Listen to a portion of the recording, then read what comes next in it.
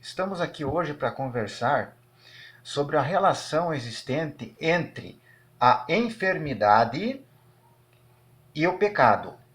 Existe algum vínculo, existe algum liame entre o pecado e a enfermidade física, as doenças que afligem o corpo humano?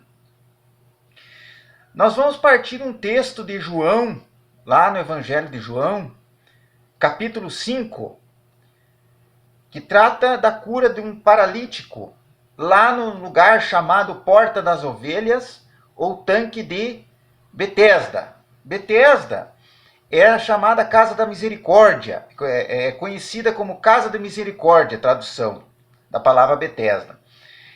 O fato narrado lá em João 5 é de um lugar em que as pessoas enfermas procuravam cura na época de Jesus. Existia um tanque, e esse tanque tinha águas que eram agitadas de tempos em tempo por um anjo. E toda pessoa que entrasse nessa água, cada vez que o anjo agitasse a água, ela era curada das suas enfermidades. Então tinha coxo, tinha paralítico, cego, e tinha pessoas das mais diversas enfermidades na beira do tanque, aguardando o momento da agitação das águas, para que eles pudessem entrar naquelas águas e serem curados. É isso que Jesus, é nesse contexto que se passa o encontro de Jesus com um paralítico. Eu vou ler para vocês rapidamente, no capítulo 5 de João. Passadas essas coisas, havia uma festa dos judeus e Jesus subiu para Jerusalém. Ora, existe ali junto à Porta das Ovelhas um tanque chamado em hebraico Betesda, o qual tem 5 pavilhões.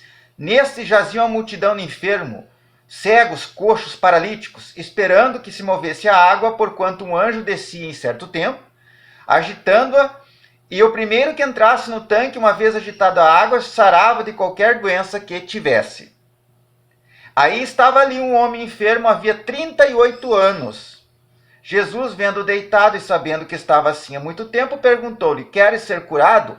Respondeu-lhe o enfermo: Senhor, não tenho ninguém que me ponha no tanque quando a água é agitada, pois enquanto eu vou, desce outro antes de mim. Então, no verso 8, lhe disse Jesus: levanta, toma o teu leito e anda. Verso 9, imediatamente o homem se viu curado e, tomando o leito, pôs-se a andar, e aquele dia era sábado. Então, outro fator que coloca muita discussão a respeito desse texto, que gerou um mal-estar entre Cristo e os fariseus da época, era o fato de que o próprio Jesus estava fazendo curas num período em que, para eles, era algo abominável, que era o dia de sábado. Então, por que era abominável? Porque era trabalhar no sábado. Não se podia fazer cura, o Cristo não podia curar alguém, porque o sábado era o dia do descanso, era o Shabá do hebraico, era o quarto mandamento previsto na lei de Moisés, e que o judeu não podia trabalhar, e nem ninguém, nem os animais da casa dele poderiam trabalhar. E para eles a cura era um trabalho. Então cada vez que Jesus fazia uma cura, um milagre, no sábado, ele estaria violando a lei de Moisés. E aconteceu justamente nesse momento aqui do capítulo 5 de João. A cura aconteceu no dia de sábado, o que levantou também uma perseguição maior dos judeus, dos fariseus principalmente, em relação a Cristo, dos doutores da lei da época, dos escribas e fariseus.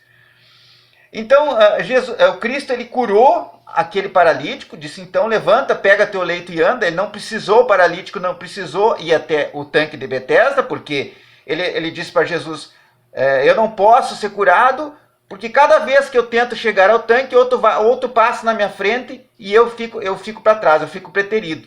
Aí o Cristo diz assim: levanta, pega teu leito e anda, você está curado. Ele não precisou fazer aquele ritual que os demais faziam, e pegou e foi. Só que daí o Cristo saiu. Jesus saiu no meio da multidão, ele não viu mais. Mais tarde, no verso 14, Jesus encontrou no templo. Ele disse justamente o que eu quero falar agora, é sobre esse assunto. Olha, que já estás curado, não peques mais para que não suceda coisa pior. Ou seja, o que tem a ver a relação entre o pecado desse homem e a doença física dele, a incapacidade física? Exatamente no verso 14 do capítulo 5 de João. Olha que já estás curado.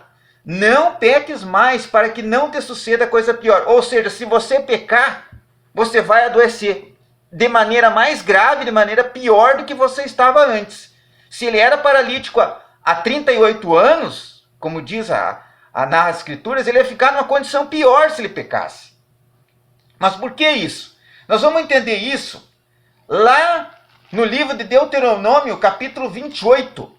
No 28, Deus estabelece bênçãos decorrentes da obediência à sua lei e castigos decorrentes da desobediência, da maldição. No 28, se a gente for ver o verso 22, o Senhor te ferirá com a tísica, a febre e a inflamação, e com calor ardente, secura, e com crestamento e a ferrugem, e isso te perseguirá até que pereça. O Senhor fará que a pestilência, no 21, o Senhor fará que a pestilência te pegue a ti até que te consuma a terra, que passes para possuí-la. No 27, o Senhor te ferirá com úlceras do Egito, com tumores, com sarna, com prurido, de que não possa curar-te.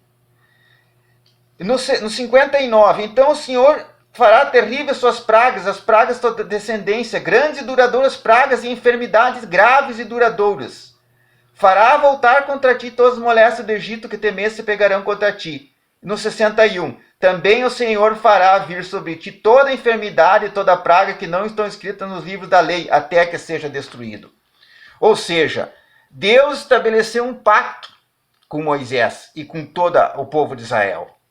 Se vocês me obedecerem à lei, vocês vão ter prosperidade, vocês vão ter saúde e nada de ruim vai acontecer com vocês. Agora, se vocês desobedecer, se vocês caminharem para o lado do pecado e vierem a praticar pecado, vocês vão ter várias consequências negativas na vida de vocês. Dentre elas, as enfermidades. Então, lá em Deuteronômio, Deus prometeu enfermidades para o povo, caso houver desobediência, rebeldia. E a gente sabe que o povo de Israel passou o período da história todo, praticamente, dos profetas, desobedecendo a lei de Deus, principalmente adorando ídolos, como Baal, como Astarote, como Moloque, e outros deuses pagãos, dos cananeus, heteus, amorreus, jebuseus, dos vizinhos. Eles praticavam rituais pagãos, inclusive com sacrifício de criança, com relações sexuais, com chamadas prostitutas cultuais, para Baal, faziam ofertas para Baal. Então, nesse passado todo do povo de Israel, ele teve muitos pecados. Então se desenvolveu, se alimentou-se a prática do pecado como uma cultura de pecado. É por isso que o povo caía em cativeiro dos assírios, dos babilônicos, que houve guerras. Então o tempo todo eles foram perturbados, não tiveram paz, porque eles tinham violência, eles tinham desobediência a Deus, eles tinham opressão do pobre. E aqui Jesus está falando assim, não peques mais para esse homem, para que não te suceda coisa pior. Ou seja, se você desobedecer a lei de Deus, se você continuar se rebelando contra Deus, vai te acontecer coisa pior do que você estava vivendo. Então há uma relação aqui, mesmo que implícita, entre o pecado e a enfermidade, o sofrimento. Nós temos que entender isso. Algumas enfermidades advêm do pecado, nem todas. É lógico, tem outras enfermidades que não necessariamente. Mas no caso desse homem paralítico, sim, o Cristo estava dizendo, se você pecar, vai te acontecer coisa pior, doença pior. Então é isso que nós temos que estar alerta, voltar para o Senhor, renegar o pecado, renegar aquilo que Deus condena lá em Êxodo 20, na lei dele. Obedecer a Cristo. Se nós tivermos Cristo como parâmetro, a fé no sangue dele, remidor dos pecados, nos arrepender dos pecados e praticar uma vida de acordo com aquilo que ele ensinou, em obediência, Deus nos promete aqui, promete bênçãos. Promete principalmente nos honrar através da salvação. Então vamos ser salvos, procurar a salvação da alma, procurar nos afastar do pecado, se arrepender, pedir perdão a Deus e ter uma vida de acordo com a comunhão de Cristo, aceitar Cristo na nossa vida. Vamos orar e vamos entregar nossa vida para o Senhor, porque é isso que Ele está nos conclamando. É isso que João e os apóstolos conclamam. Que Deus seja louvado e você tenha um dia abençoado hoje. Até mais.